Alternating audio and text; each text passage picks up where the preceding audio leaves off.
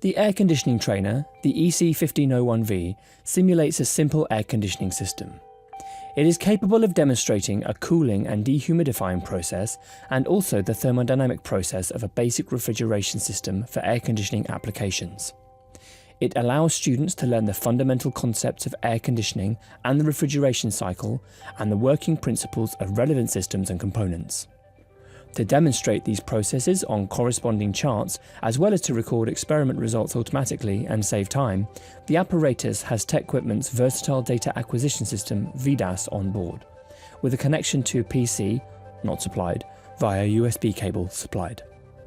The student can use this apparatus to investigate the basic processes of air conditioning induced cooling and dehumidifying, as well as the simple refrigeration cycle for air conditioning. Students are also introduced to pressure-enthalpy charts and psychrometric charts, both highly relevant to refrigeration and air conditioning.